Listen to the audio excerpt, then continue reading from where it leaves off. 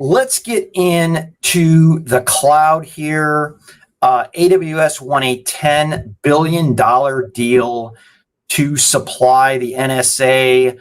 Gosh, is this going to be another Jedi redux here, Daniel, or what's going on? Geez, Pat. First of all, I love one of the articles I read. It was something like the NSA, the National Security Agency, was awarded a secret cloud computing contract worth up to $10 billion. Guess what? The secret's out, everybody. They won. I think it was a contract that had a code name Wild and Stormy, which is just for fun. And yes, much like Jedi, I believe, Pat, that within like hours of the award, the supposed award, that we already saw Microsoft file an appeal on the award. I do wonder if any large government cloud contract will ever be awarded again without controversy or contestment from the competitors that feel they did not win. As all of these companies have continued to evolve and build better and better mousetraps and more vertically and horizontally integrated solutions, I'm sure all of them, whether that's Oracle, IBM, Google, or Microsoft, or AWS, feel that they are more than capable of supplying every one of these contracts.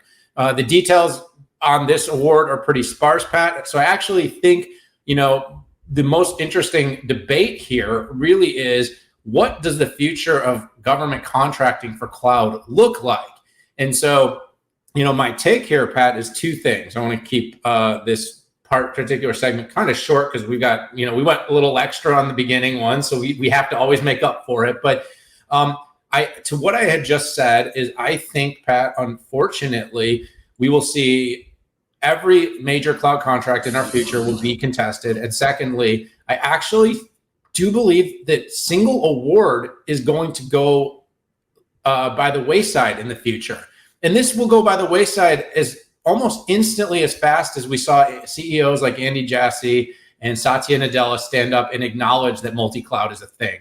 The CIA had what was called a C2E contract that was worth supposedly tens of billions. And guess what happened, Pat? It was awarded to 5 companies. That means every major cloud player in the US, I believe that entails them all. IBM, Google, Oracle, AWS, and Microsoft were part of that award. I think that's what we're going to start seeing in the future. And if this big wild and stormy contract ends up being a wild storm of litigation and ongoing press and delayed deployment, which is really what needs to happen, I think we're going to see more and more governments are just going to start splitting them out and creating what I would say almost are these buffer zones where $10 billion is split up, not 5 ways, $2 billion, but it could be 9 and 9 goes to 1 and 1 goes to 5, but it's going to give them these levers to pull to make sure if everyone's awarded, maybe it will speed up the deployment.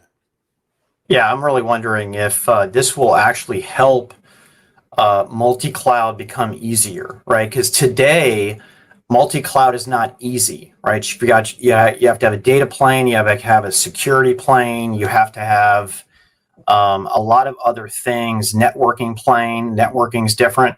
And I'm curious if this will force a government API that says, no. All my suppliers of multi-cloud, you need to get on the same API because I'm not going through all of this. Okay. I'm really interested. By the way, for the record, I don't think Andy Jassy has ever said multi-cloud is a reality. He says hybrid cloud is a reality. And the company introduces multi-cloud capabilities, right? Like a Kubernetes. So Pat says everything. Okay, you're right. Okay, he may have never used the word. So please, if you're out there and you want to correct me, feel free to use this as an opportunity. I already did, Daniel. Well, you're always going to do that. I'm talking about people that are actually doing the research.